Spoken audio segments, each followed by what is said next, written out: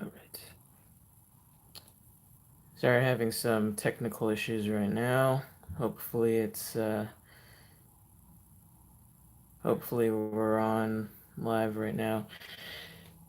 Alright, I'll start over. Episode 72 of Bad Morning News, where we'll cover a lot of the bad news that is not often put in the forefront of all the daily morning chatter, where they alternately try to sell you a lot of feel good crap and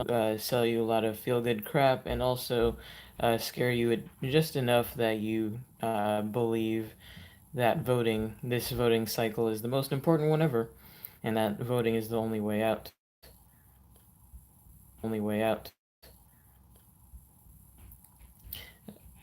A couple show notes. Thanks to our sponsor, Brave Browser, for sponsoring Bad Morning News. If you are tired of the typical corporations out there selling your information to the highest bidder, give Brave Browser a try.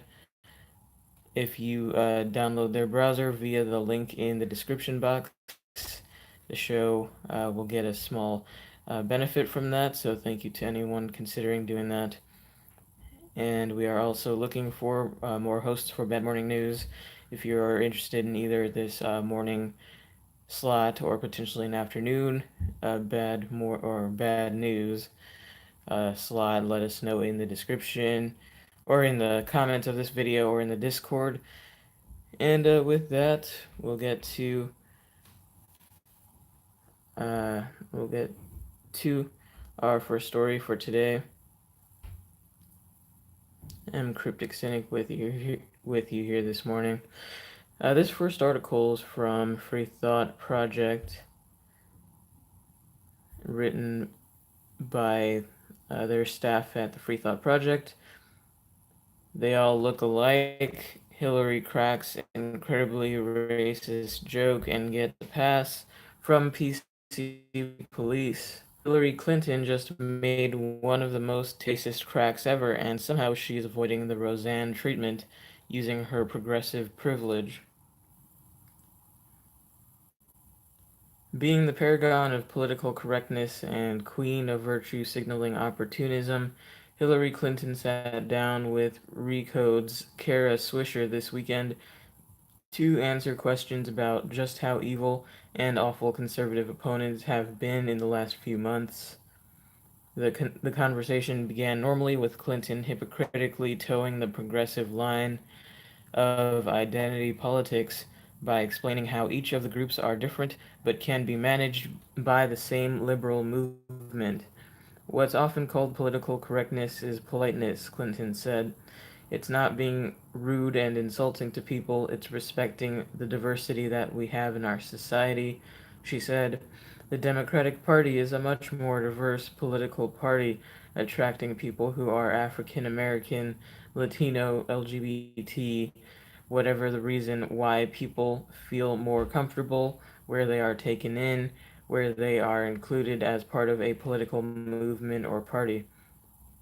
And I don't think it's politically correct to say we value that, and I don't want to go around insulting people with a broad brush. Every immigrant is this, every African American is that, every other person with different religious beliefs or whatever. That's childish indeed, insulting indeed. Just 30 seconds later, as Swisher asked, what do you think of Cory Booker saying kick them in the shins, essentially incorrectly recalling Eric Holder's recent comments, which Clinton quickly corrected, well, that was Eric Holder, adding rather extraordinarily, yeah, I know they all look alike, Clinton joked, triggering howls of laughter from the apparently mind-numbed audience. Sorry, Hillary, we don't think they look anything alike, or did you mean all black people? Finally, we have one question. What would have happened if Trump said it? As the American Mirror's Kyle Olson concludes so eloquently, Hillary Clinton appears to benefit from her progressive privilege. It is the only thing that protects her from getting the Roseanne treatment and not being dismissed in disgrace. So this article just mentioned apparently Hillary's latest recent comments in some kind of conversation she had with some liberal group in front of a liberal audience, and when the host confused Eric Holder and Cory Booker, Hillary apparently said they all look alike, which apparently that wasn't followed up on by the liberal host or anybody in that audience. But it seems, I mean, I don't know what she was referring to. If, but I mean, again, we don't know because no one asked her. Which the article is basically that if it had been Trump who said that, he would immediately be being denounced as racist, using that old trope of all black people look alike or whatever. That's certainly not politically correct to say, but it appears that Hillary did say that, but no one seems upset on the liberal side of things, unless she meant all government agents. I don't know. Maybe that's what she meant. All of those ridiculous people in D.C. all look alike. I kind of would agree with that in some sense, but who knows what she meant. But again, I think if it were Trump that said that, I don't think the left would waste any time denouncing him as racist, regardless of whether he meant to say, black people all look alike or whatever. They would just jump on it the way they do with everything else that happens with Trump in the name of blind partisanship. But be unscathed so far, so who knows? I don't. I mean, I'm sure probably some of the right wing type outlets will probably be talking about it, but I would think the mainstream media will just ignore it, and it'll probably just go away.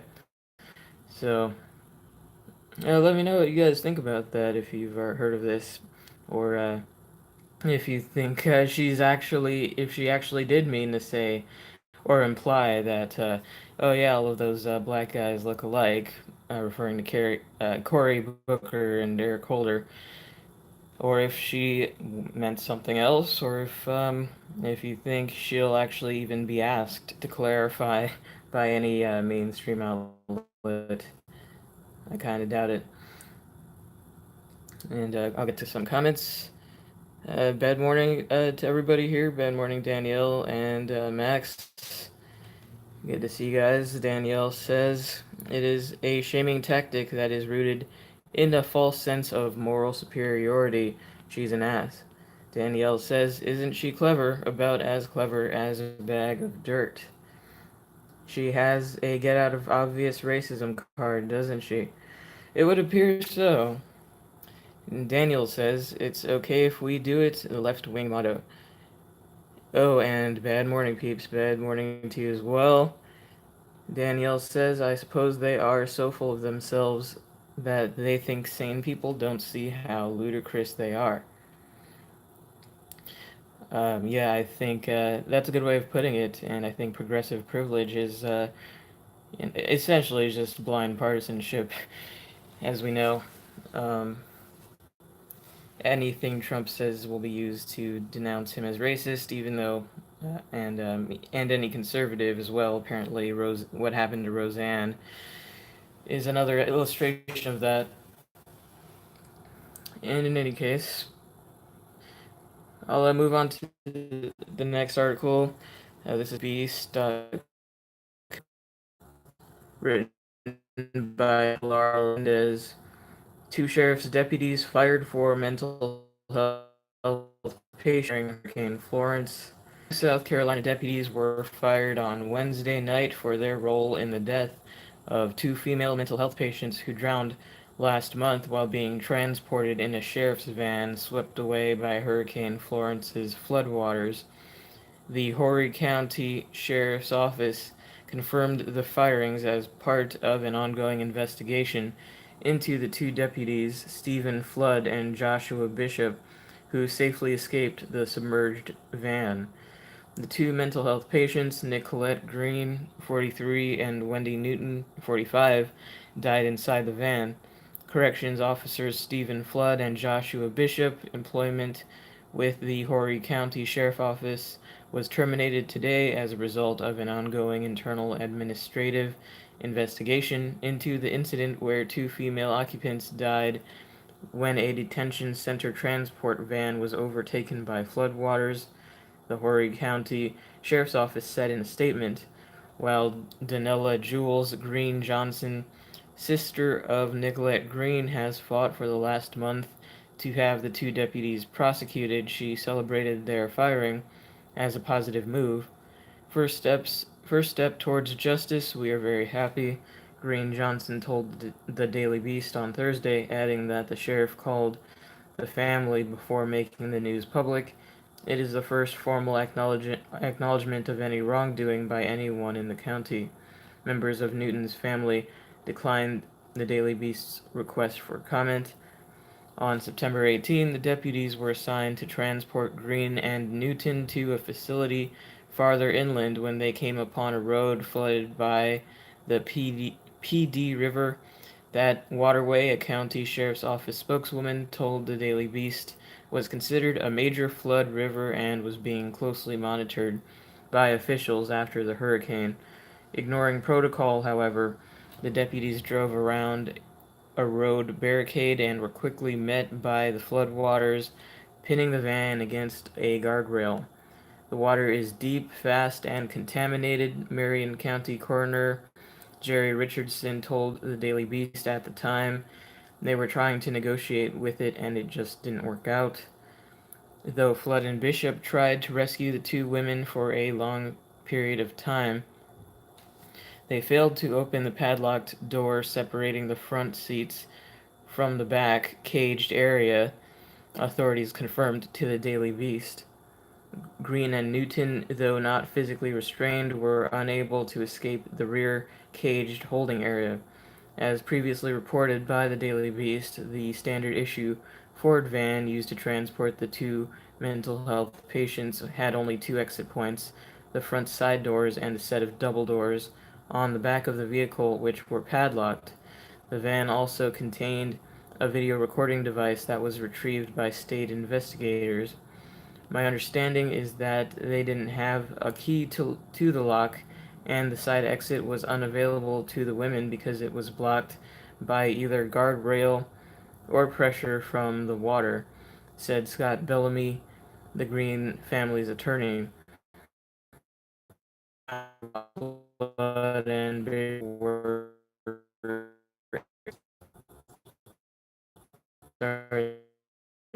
on top of the submerged van to wait for rescue teams to arrive, after which they were transported to a nearby hospital. Following the incident, 3 law enforcement agencies launched investigations into what Horry County Sheriff Philip Thompson deemed a tragic accident. Flood and Bishop were placed on paid administrative leave, where they remained until Wednesday's termination. Since the administrative internal investigation is currently continuing, and the South Carolina Law Enforcement Division inquiry into the incident is ongoing, no further details regarding the employee's termination of employment can be released at this time, the sheriff's office added in its Wednesday statement. But Green Johnson, a mother of 4, is hopeful the investigation will yield further details after a month of either being repeatedly put on hold or never receiving a call back from officials. While Wednesday's announcement came sooner than she had anticipated, she said she is confident there will be justice for her sister and Wendy Newton. These men still need to be held accountable for what happened, Green Johnson said, reiterating the demands she's made for the last month. It is obvious manslaughter, reckless endangerment with gross negligence. We still want criminal charges to be brought to both men. That's the end of that article. Apparently, 2 people being transported in a van by sheriff's deputies drowned in the floods a month or two ago in Hurricane Florence. And they died, but of course, the sheriff's deputies made it out. And it would seem like, from the information given so far, that they at least should be held accountable for being reckless in that they drove around a barricade. So they should have known that the road they were trying to drive through was dangerous. And, given the fact that the two patients were in the back, which has, a caged off area, and apparently there was a padlock on the back of the van as well. I mean, they were pretty screwed. I mean, they didn't have much going for their survival at that point once the van got trapped in floodwaters. And yeah, I don't know if well, given how most cases go against police, I would be surprised if they were actually charged um, with manslaughter or gross negligence. Although I think the case could be made. Obviously, usually cops get the benefit of the doubt, regardless of the situation. But I would hope at least they should be held accountable financially to the families. I mean, again, they were the ones in charge in those situations. They're given like complete authority over these people, and so they are responsible for their safety. That's why they're transporting them in such a manner in the first place. Um, so for them to have driven into a known dangerous area, and these women didn't really have a chance, unfortunately. So I'll definitely be following this story to see what happens, and it's pretty scary to think about. Just because I've been in that situation in a sense. I've been on mental health holds by cops in the back of cop cars, and I was actually even handcuffed. Apparently, these two patients weren't even handcuffed or otherwise restrained, but they still were in a controlled environment.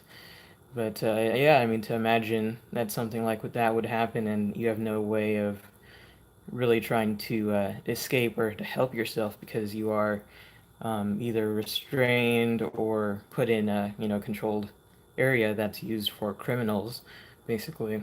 And so in those cases, the law enforcement people transporting you, have a lot of power. Um, and I think they're bad. I would not trust them with my life. And unfortunately, these patients, I don't think they had a choice in that situation. And they paid the ultimate price for having to be reliant upon police for their safety. I'll be following this story. And Danielle says, I like that term, progressive privilege. I like it too. I think people need to probably make that a thing. Danielle says, I agree. The number one thing they tell you in a flood is not to drive around barricades. Yes, exactly. Uh, all right. This next article is from the New York. Uh, Obviously, a lot of garbage, but in this case, they seem to be taking a scrutinous eye towards a lot of tech and tech bigwigs and companies here. So this seems like a good article. This, at least for once, from the New York Times. This one's by Nellie Bowles. A dark consensus about screens and kids begins to emerge in Silicon Valley. Quote, I am convinced the devil lives in our phones. That's not ominous at all. San Francisco, the people who are closest to a thing are often the most wary of it. Technologists know how phones really work, and many have decided they don't want their own children anywhere near them. Awareness that has been slowly brewing it is turning into a region-wide consensus. The benefits of screens as a learning tool are overblown, and the risks for addiction and stunting development seem high. The debate in Silicon Valley is now about how much exposure to phones is okay. Doing no screen time is almost easier than doing a little, said Kristen Stetcher, a former social computing researcher married to a Facebook engineer. If my kids do get it at all, they just want it more. Miss Stecker, Stetcher, 37, and her husband, Rushab Doshi, researched screen time and came to a simple conclusion. They wanted almost none of it in their house. Their daughters, ages 5 and 3, have no screen time budget. Hours they are allowed to be on screens. The only time a screen can be used is during the travel portion of a long car ride. The 4-hour trip to Tahoe counts, or during a plane trip. Recently, she has softened this approach. Every Friday evening, the family watches one movie. There is a looming issue Miss Stetcher sees in the future. Her husband, who is 39, loves video games. They can be educational and entertaining. She does not. We'll cross that when we come to it, said Miss Stetcher, who is due soon with a boy. Some of the people who built video programs are now horrified by how many places a child can now watch a video. Asked about limiting screen time for children, Hunter Walk, a venture capitalist who for years directed product for YouTube at Google, sent a photo of a potty training toilet with an iPad attached and wrote hashtag products we didn't buy. Athena Shavaria, who worked as an executive assistant at Facebook and is now at Mark Zuckerberg's philanthropic arm, the Chan Zuckerberg Initiative, said, I am convinced the devil lives in our phones and is wreaking havoc on our children. Miss Shavaria did not let her children have cell phones until high school, and even now bans phone use in the car and severely limits it at home. She said she lives by the mantra that the last child in the class to get a phone wins. Her daughter did not get a phone until she started ninth grade. Other parents are like, aren't you worried you don't know where your kids are when you can't find them? Ms. Shavaria said, and I'm like, no, I do not need to know where my kids are every second of the day. For longtime tech leaders, watching how the tools they built affect their children has felt like a reckoning on their life and work. Among those is Chris Anderson, the former editor of Wired and now the chief executive of a robotics and drone company. He's the founder of GeekDad.com. On the scale between candy and crack cocaine, it's closer to crack cocaine, Mr. Anderson said of screens. Technologists building these products and writers observing the tech revolution were naive, he said. We thought we could control it, Mr. Anderson said, and this is beyond our power to control. This is going straight to the pleasure centers of the developing brain. This is beyond our capacity as regular parents to understand. He has 5 children and 12 tech rules. They include no phones until the summer before high school, no screens in bedrooms, network level content blocking, no social media until age 13, no iPads at all, and screen time schedules enforced by Google Wi Fi that he controls from his phone. Bad behavior, the child goes offline for 24 hours. I didn't know what we were doing to their brains until I started to observe the symptoms and the consequences, Mr. Anderson said. This is scar tissue talking. We've made every mistake in the book, and I think we got it wrong with some of my kids. Mr. Anderson said we glimpsed into the chasm of addiction, and there were some lost years which we feel bad about. His children attended private elementary school where he saw the administration introduce iPads and smart whiteboards, only to descend into chaos and then pull back from it all. This idea that Silicon Valley parents are wary about tech is not new. The godfathers of tech expressed these concerns years ago, and concern has been loudest from the top. Tim Cook, the CEO of Apple, said earlier this year that he would not let his nephew join social networks. Bill Gates banned cell phones until his children were teenagers, and Melinda Gates wrote that she wished they had waited even longer. Steve Jobs would not let his young children near iPads. But in the last year, a fleet of high profile Silicon Valley defectors have been sounding alarms in increasingly dire terms about what these gadgets do to the human brain. Suddenly, rank and file Silicon Valley workers are obsessed. No tech homes are cropping up across the region. Nannies are being asked to sign no phone contracts. Those who have exposed their children to screens try to talk them out of addiction by explaining how the tech works. John Lilly, a Silicon Valley based venture capitalist with Greylock Partners and the former CEO of Mozilla, said he tries to help his 13-year-old son understand that he is being manipulated by those who built the technology. I try to tell him somebody wrote code to make you feel this way.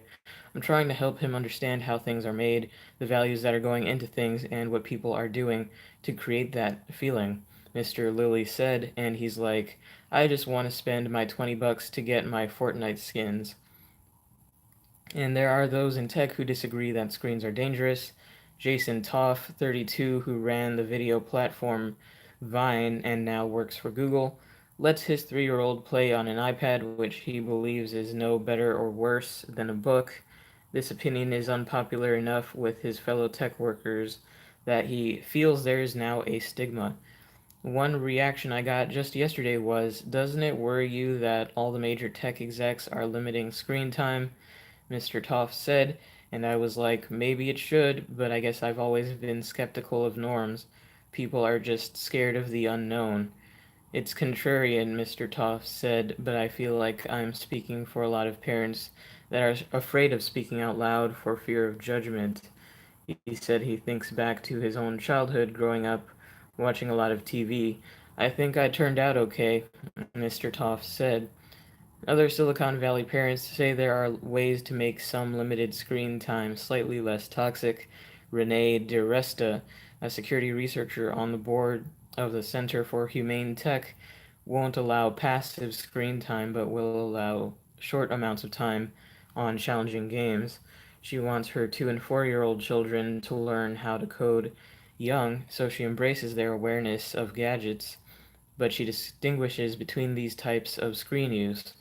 Playing a building game is not allowed, or playing a building game is allowed, but watching a YouTube video is not, unless it is as a family. And Frank Barbieri, a San Francisco-based executive at the startup Pebble Post that tracks online activity to send direct mail advertising, tries to limit his 5-year-old's screen time to Italian language content. We have friends who are screen abolitionists, and we have friends who are screen liberalists, Mr. Barbieri said. He had read studies on how learning a second language at a young age is good for the developing mind, so his daughter watches Italian language movies and TV shows. For us, honestly, me and my wife were like, where would we like to visit? Mr. Barbieri said. That's the end of the article. So again, as the article said, this isn't new. The Tim Cook and Bill Gates, and as well as the the deceased Steve Jobs, had come out years ago saying that they were really limiting with tech with their own kids, um, and seems to be growing among a lot of people who have worked in Silicon Valley. And I think it's a good thing that at least they're recognizing what's happening. And I can, I just, I mean, I've said a couple times that it is weird to me just the way tech is now.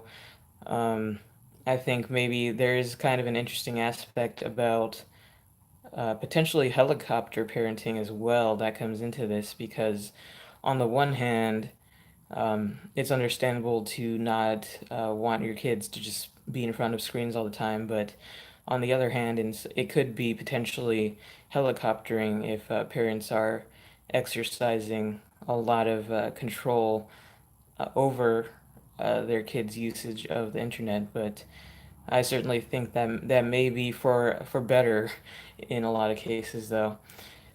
But yeah, it really is a new frontier in ways, and I know I still feel weird when I'm out and about and I see like 2-year-olds with iPhones in front of their faces all the time, and their parents on their own phones, and it's kind of like, is this life now? Especially if you're out in public, you're presumably going somewhere to do something and to spend time together and it just seems kind of odd for people to then still retreat into their phones all the time. And because didn't grow up with that, I think about, what I did as a kid without all of this instant tech.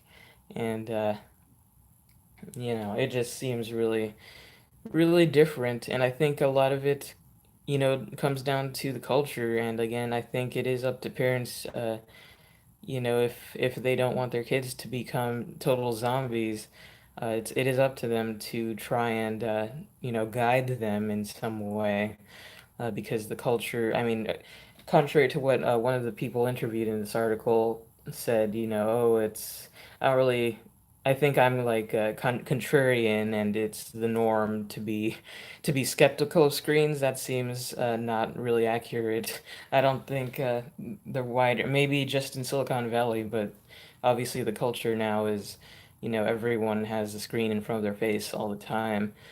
So if you wanted to be contrarian, you would be eschewing the screens, I would think. Um, and he mentions TV, and I mean there is some similarity there. I mean I grew up, without smartphones, but I grew up with TV, and I certainly watched plenty as a kid, and I think that has its own drawbacks as well. So. Um, I don't have kids. If I did, I would probably be more on the strict side about it. But it wouldn't be just them for being kids. It would be me as well. I would want to have that just not be a normalized part of my life. And I would, that's what I try to do now, just on my own. So, it is one of those things. We don't know what the effect is going to be in 20 years, when these small kids are adults. I mean, people, have a lot of negative things to say now about people who are like under 30, between maybe, teenage and 30 right now, with regard to technology. So, I mean, imagine these kids who grew up from infancy with them because, this is all new to me. I kind of feel like the old get off my lawn dude with a lot of tech that's coming up now. And I'm not even the 30, but to me it is really weird, and it just feels really different. And as well, I also didn't really get a cell phone at all until I was in high school. So I wonder when I see like 5-year-olds with phones, it's like, is it really that necessary? Like, I don't know. I mean, I can't imagine having grown up, if I had had a phone with GPS enablement when I was in middle or high school, I would have been in probably more trouble.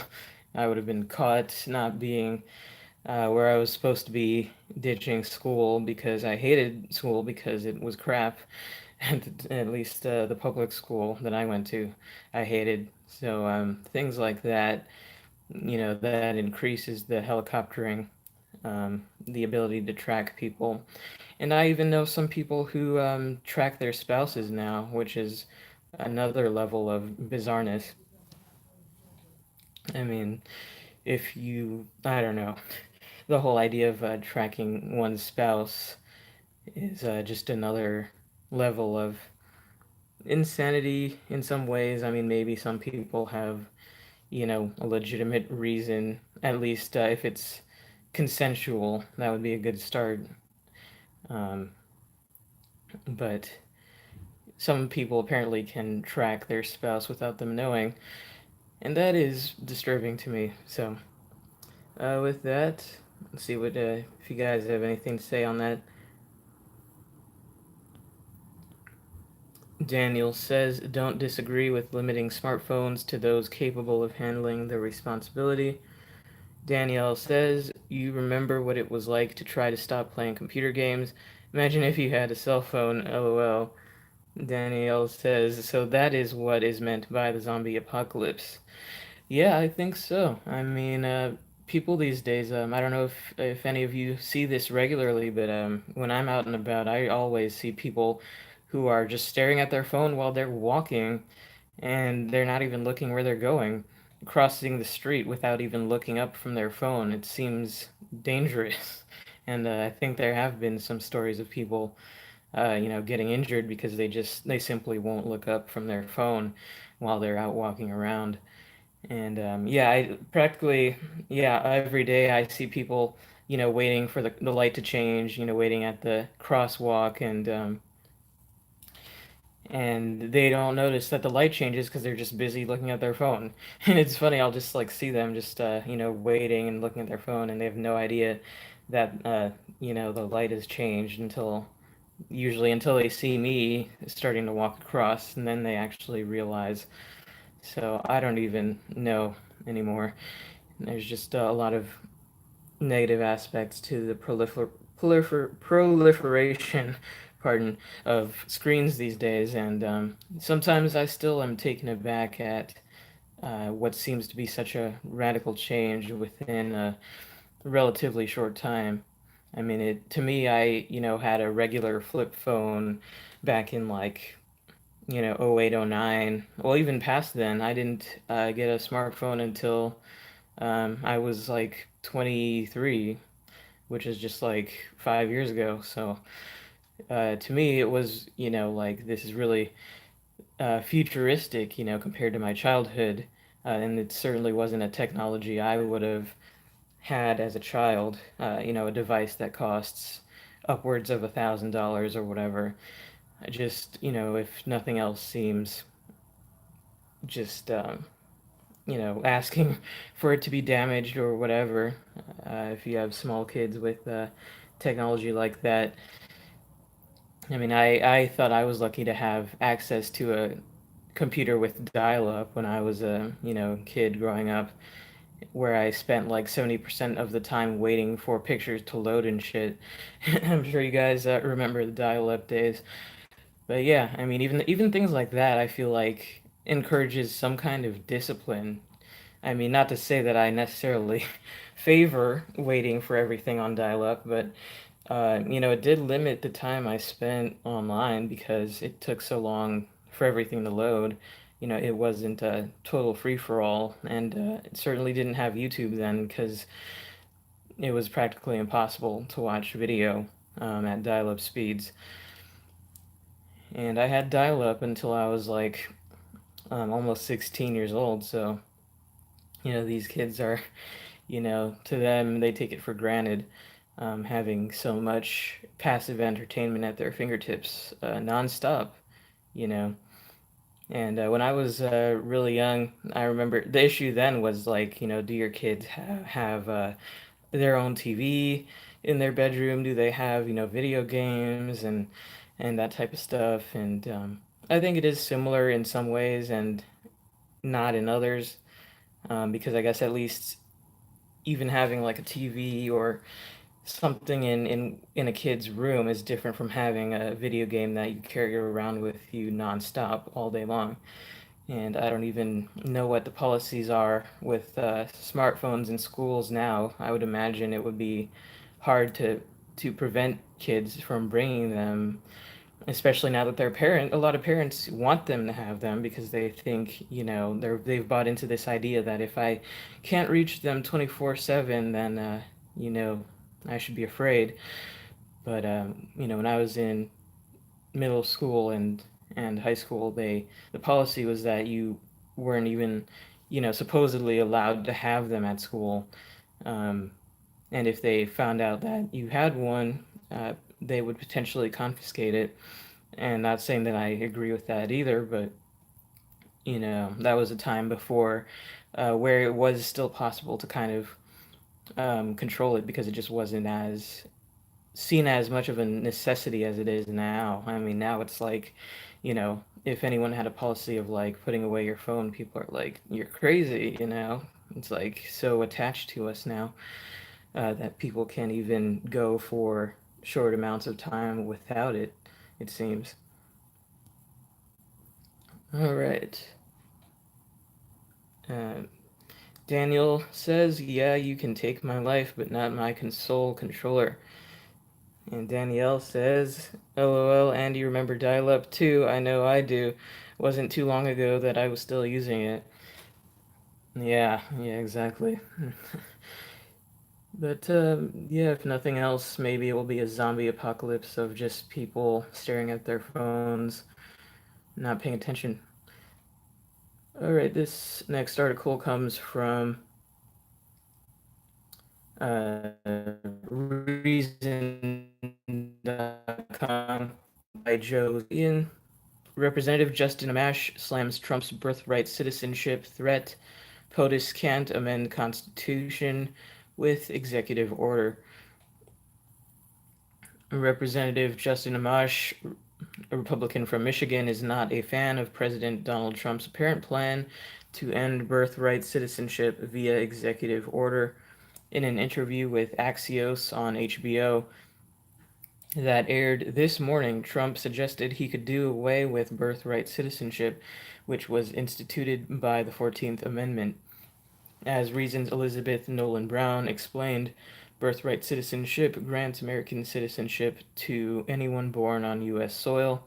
The relevant portion of the amendment reads, all persons born or naturalized in the United States and subject to the jurisdiction thereof are citizens of the United States and of the state wherein they reside.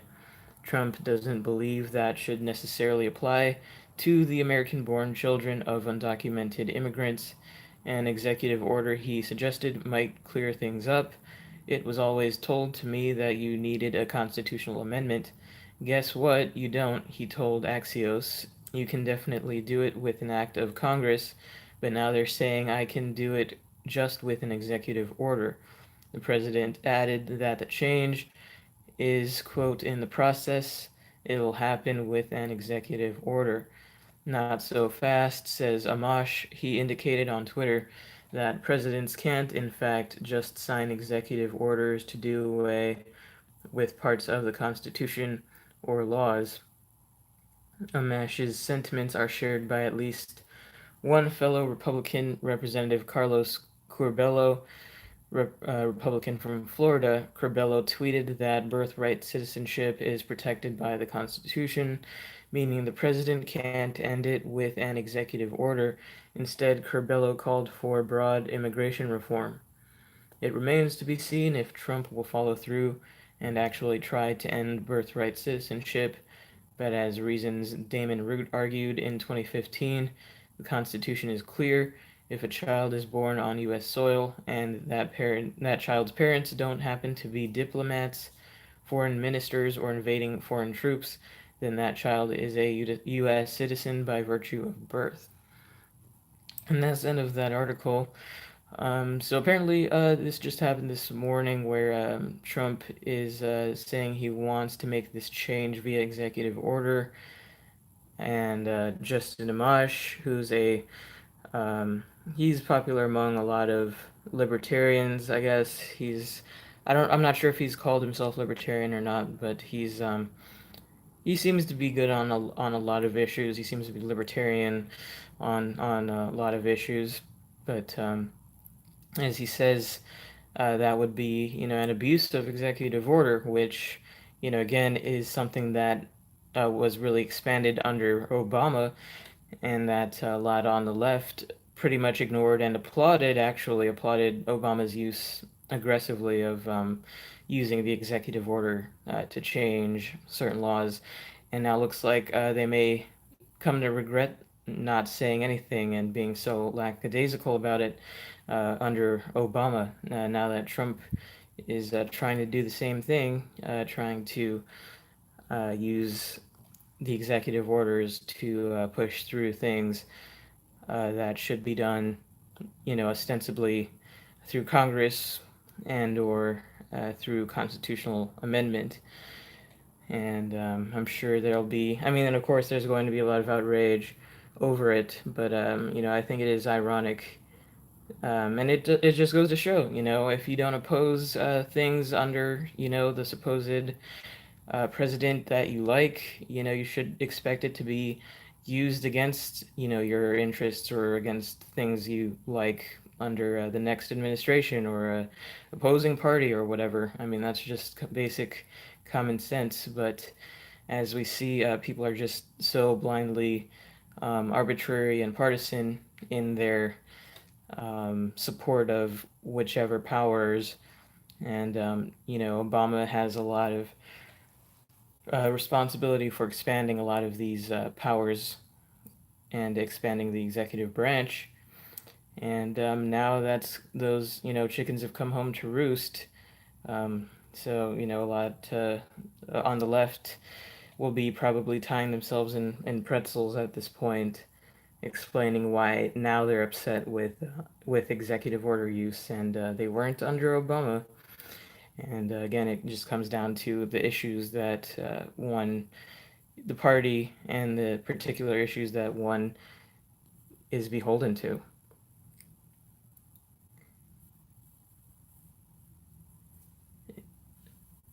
Daniel says, let's see. Danielle says, I can see it as a safety feature. It is good to have a phone if you have car trouble or whatever. Yeah, definitely. I mean, that's definitely one of the major benefits of, cell phones and other technology. That's certainly true. And I think, yeah, and I also think that there's a balance between we can have those benefits without having complete takeover by AI and complete surveillance of ourselves. But a lot of people don't seem to make that distinction and don't seem to care about that balance at this point. Danielle says the key is determining what jurisdiction means. It will have to be decided by SCOTUS, in my opinion, another example of progressive privilege. And Daniel says, did you hear Merkel is on the way out? By the way, mate, yeah, I think I did see that mentioned, but I didn't get to read the full article about it. Yeah, thanks for reminding me about that. It's something to definitely look into. I don't think I'll be able to look for anything right now, but perhaps for tomorrow I'll try to get an article about that, about Merkel, as Daniel says in the chat. And this next article is from CBC.ca, and this story is from Canada, Prince Edward Island specifically. Here forward, abbreviated as PEI, it's Prince Edward Island. This article is written by Kerry Campbell. PEI man wants to know why he pays HST on electricity he generates himself. Solar-powered house, not charged for electricity, yet can't escape the tax. And HST is the harmonized sales tax in Canada. Every aspect of Chris Curry's home in New Dominion PEI was designed to minimize energy usage, from the thickness of the walls to the position of the windows to the choice of appliances like a heat pump powered clothes dryer. Even the paint color on the interior walls was chosen to reflect natural sunlight, so no lights have to be on during daytime. The result is what's known as a net zero home, meant to generate all the power it needs over a year from the 35 solar panels on the roof. What Curry didn't know when he built the home is that net zero doesn't apply when it comes to the harmonized sales tax. Curry pays nothing to Maritime Electric for his electricity, but is still billed for the HST on every kilowatt hour used, just like any other customer. It's nonsense, really. It should be exempt, Curry said. We're using it for heat, for one. Oil's exempt. Now that we're producing electricity, we're getting charged for it. While heating oil is exempt from HST on Prince Edward Island, other energy sources for heating, such as wood or electricity, are not. Curry is part of PEI's net metering program, which allows individual homeowners to generate their own electricity, sending any excess into the grid in exchange for credits, so they don't have to pay when they draw electricity back out of the grid, for example, at night when solar power can't be generated. Curry's home is generating more electricity than it uses, feeding the excess into PEI's electricity grid, where it's sold to other maritime electric customers who pay HST on what they use. For April, Curry's bill shows he paid $13.49 HST on the 644 kilowatt hours of electricity he used, a third of the electricity his home produced over that period. In the winter, when his electricity usage increases, Curry said he'll be paying $50 or $60 a month in HST. He said he spent an extra $46,000 without government assistance to build a net zero home. In fact, he paid HST on the solar panels and the labor to have them installed. He did it, said Curry, partly to save on his monthly bills, but also to reduce his family's carbon footprint. But the added tax means it will take longer for that investment to pay off, and he said that that will discourage other homeowners from doing the same thing. Everybody's on a cost basis when they go to build a house or retrofit a house or try and reduce their energy consumption, he said. It all goes into cost at the end of the day. How many years payback will you get? The quicker we can get a payback, the quicker this stuff's going to get produced. The provincial government and Maritime Electric both told CBC News that federal tax law requires HST be charged to homeowners involved in net metering. They said homeowners could claim back the HST by registering as a business, although Curry said his accountant advised him the extra costs and paperwork involved in doing that would cancel out the benefits. The provincial government did say it has commissioned a review of the electrical grid, which could lead to changes to the net metering program. And that's the end of that article. So basically, this guy is trying to do what a lot of governments, especially now in places like Canada and a lot of uh, liberal states in the U.S. and other places like that, are pushing obviously the climate change thing, and demanding that people need to stop using oil and stop using you know coal or whatever else, so-called fossil fuel, and switch to solar. And this guy tried to do that, and now he's basically being punished for it, still being charged sales tax. And even though apparently he's actually giving more electricity to this company, because he produces more electricity than he uses himself, and they reward him by charging him a sales tax. And the government wonders why people don't, more people don't try to invest in all of this and to go green, so to speak, when they're still gonna come down on you and decide that your money belongs to them. Just it shows that they just really won't let anyone try to be self-reliant or off the grid.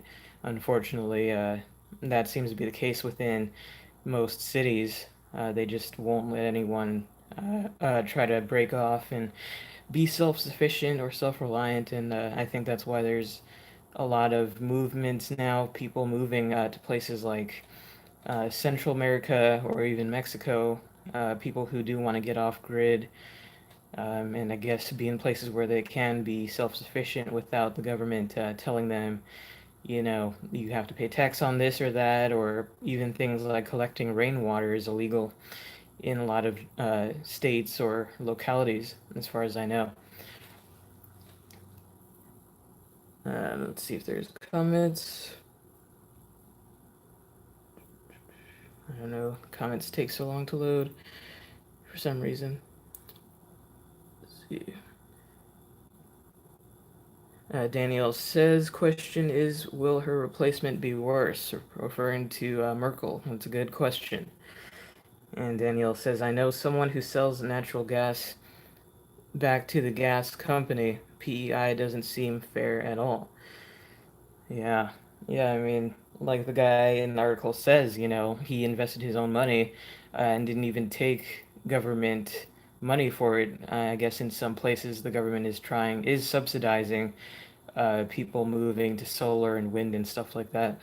And this guy just did it all himself, and gets punished as a result. And this last article Reason.com as well. And this one written by Christian Breach G. Sorry. Uh, Voters in two deeply conservative states look set to approve minimum wage increases next week. That's a bad idea. Minimum wage ballot initiatives are often good politics, never good policy. Next week, voters in Missouri and Arkansas will get the chance to approve new minimum wage hikes that offer the promise of higher pay for some workers and hours cuts and potentially even job losses for others. Arkansas's Issue 5, if passed, would raise the state's minimum wage from the current $8.50 an hour to $9.25 come January 2019. The minimum wage would continue to tick up each year until it reaches $11 in 2021. Neighboring Missouri's Proposition B would similarly boost the minimum wage from $7.85 to $8.60 in 2019, then increase it 85 cents each year until it hits $12 in 2023. Minimum wages of $11 or $12 fall a fair bit short of the $15 minimum demanded by many progressive activists and adopted by cities such as Seattle, New York, and Washington, D.C. They look more ambitious when you consider how low the cost of living is in both states. Missouri ranks 7th in the nation for lowest cost of living. Arkansas is second behind only Mississippi. So $11 or $12 an hour is going to go a lot farther there than in higher cost jurisdictions. The National Employment Law Project, a pro minimum wage outfit, estimates that the two measures combined would raise wages for nearly 1 million people, including some 300,000 workers in Arkansas and another 660,000 in Missouri. This, it is important to stress, does not mean that earnings will necessarily increase for 1 million workers, only that their state mandated hourly wage rate will increase. Indeed, some cities that have been most aggressive in boosting their minimum wages have seen returns for workers decline. A 2017 city-sponsored study on the effects of Seattle's $15 minimum wage, passed in 2013 but phased in over time depending on business size, found that workers were actually losing about $125 a month thanks to a mix of hours cutbacks and slower employment growth for lower wage workers. DC and San Diego likewise show minimum wage increases, slowing the growth of jobs even while neighboring communities continued to add jobs at a growing rate. It's doubtful these examples will sway voters in either Arkansas or Missouri to vote no on either measure. Minimum wage ballot initiatives have a history of doing well, even in deeply conservative states. A $12 minimum wage in Deep Red, Arizona, for instance, received a whopping 58% of the vote in 2016. Back in 2014, 65% of Arkansas voters approved a minimum wage increase at the ballot box. One poll shows support for Arkansas's Issue 5 at 60%. In 2006, 75% of Missouri voters voted yes on a wage hike as well, and the state's two largest cities, Kansas City and St. Louis, have approved minimum wage increases in recent years. Neither of those minimum wages are in effect currently, thanks to Missouri state politicians who passed a law preempting local minimum wages after St. Louis's wage hike passed in 2015 but held up in courts for 2 years had already gone into effect.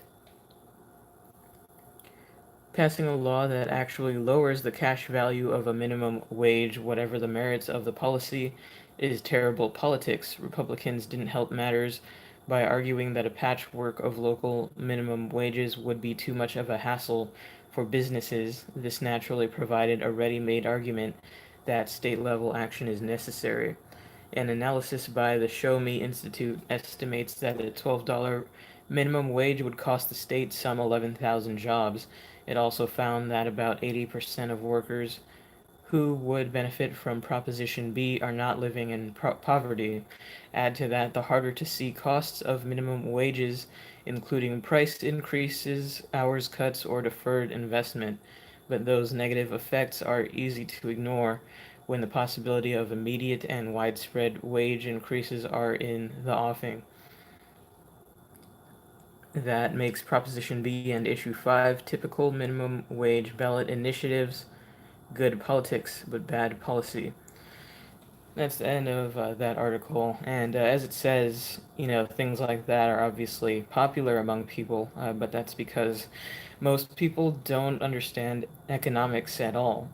And it's pretty basic, that if you forcibly raise these wages, that a lot of businesses will respond by cutting hours and, letting employees go and reducing the amount of jobs as well as increase prices on goods and services. I see that a lot around Seattle, obviously, as the article alludes to. I certainly saw prices go up on all kinds of things, especially things like restaurants. The prices went way up following this $15 minimum wage going into effect a couple years ago. And a lot of people I've met that I know of tell me that they've had their hours cut and that they, used to have full time and now they just have part time. And so that now they make less than they made before, even with $15 being the minimum. And unfortunately, leftists and others who don't understand economics just don't understand that. And, even a study from within Seattle did show that that did happen, that most lower wage workers lost money and they weren't helped at all by this $15 minimum wage. And it's kind of funny where I know someone who told me that because we know one study said these people were losing money, and then someone said they saw another study who that said that no, there was no effect.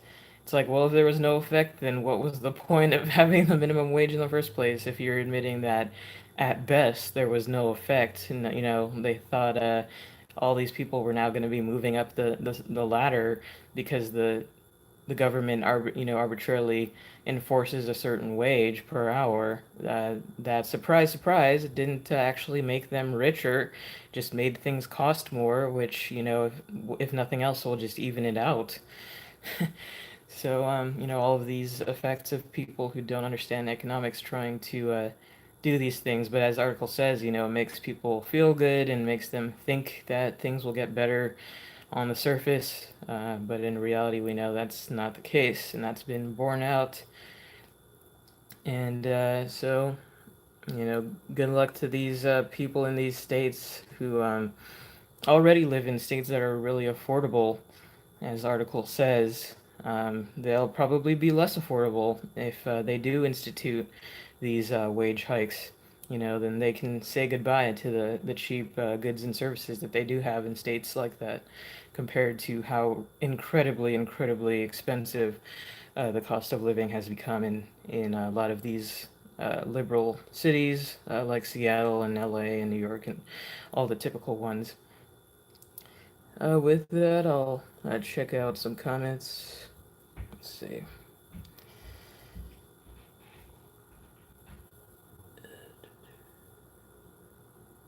I don't understand. These comments just are bizarre to work with. Alright. Yeah, I don't know. YouTube's comment system is really crappy. I don't know why.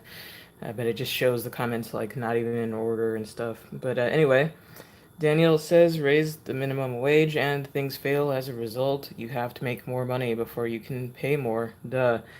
It is a top-down matter, as anyone who thinks can figure out, and that is why the tax cuts for businesses make far more sense.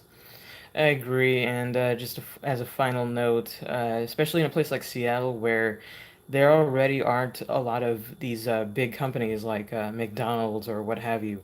A lot of the restaurants are locally owned, small small-time restaurants, and the margin of profit on those types of business is not high. So, people who think that forcing them to pay a certain amount of money is not gonna end in, like, job loss and people and businesses closing down is just delusional, because these mom and pop places don't have the money to be paying that much, and so that's just the natural thing, with especially without increasing prices. So, you know, but that's the bad news for today. Bad news: people don't understand economics. Uh, so I guess we'll leave on that note for today. Thank all of you. I want to thank all of you for being here. That's you guys make the show, and I always enjoy seeing all of your comments here. And with that, this has been episode 72 of Bad Morning News for October 30th, 2018. Um, just a reminder again, if you're interested in hosting with Bad Morning News, let us know in Discord or in the comments of this video, and all the links from today will be in the description box following the closeout of this show. And I wish all of you a bad morning. Remember, screw the state, fuck the system, and I'll see you guys later.